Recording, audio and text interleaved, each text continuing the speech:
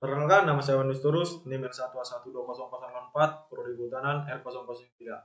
Dalam video kali ini, saya akan membahas materi mengenai manusia dan peradaban. Pengertian manusia.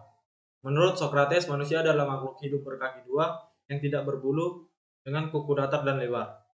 Menurut Nicholas dan Sudiarja, manusia itu bineka tetapi tunggal.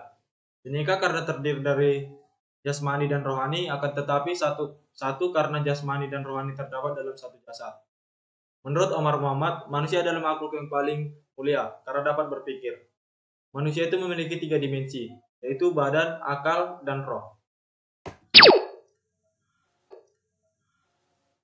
Peradaban adalah perkembangan kebudayaan yang telah mencapai tingkat tertentu, terlihat dari intelektual, keindahan, teknologi, dan spiritual yang terlihat pada suatu masyarakat. Peradaban ada karena terjadinya perubahan kebudayaan yang mempengaruhi kepada perubahan unsur-unsur kebudayaan yang telah ada sebelumnya.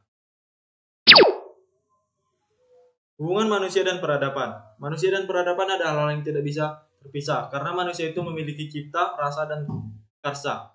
Cipta, rasa, dan karsa itu akan menimbulkan perkembangan pengetahuan dan yang berasal dari suatu budaya. Dari hal itulah kebudayaan akan mengalami kemajuan hingga dikatakan sebagai peradaban. Peradaban dan perubahan sosial. Banyak teori mengenai peradaban dan perubahan sosial. Di sini ada beberapa teori mengenai peradaban dan perubahan sosial.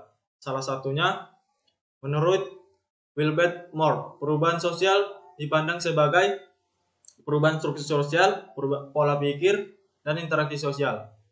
Setiap perubahan yang terjadi dalam struktur masyarakat atau dalam organisasi sosial disebut perubahan sosial. Ini beberapa teori mengenai perubahan sosial. Sekarang kita masuk kepada perbedaan dan persamaan antara perubahan sosial dengan perubahan kebudayaan. Perubahan sosial mengarah pada perubahan unsur-unsur kebudayaan yang ada. Ada penerimaan cara-cara baru, suatu perbaikan cara masyarakat dalam memenuhi kebutuhannya. Perubahan kebudayaan, perubahan yang terjadi pada dalam struktur masyarakat dalam organisasi sosial. Teori dan bentuk perubahan sosial. 1. Teori sebab akibat atau cause and problem. A. Analisis dialektik. Menelah syarat-syarat dan keadaan yang mengakibatkan terjadinya perubahan dalam suatu sistem masyarakat. Perubahan yang terjadi pada suatu sistem juga membawa perubahan pada bagian lainnya, sehingga menimbulkan akibat-akibat yang tidak diharapkan. Namun itu mendorong terjadinya perubahan sosial yang lebih lanjut, meluas, dan mendalam. B. Teori tunggal mengenai perubahan sosial.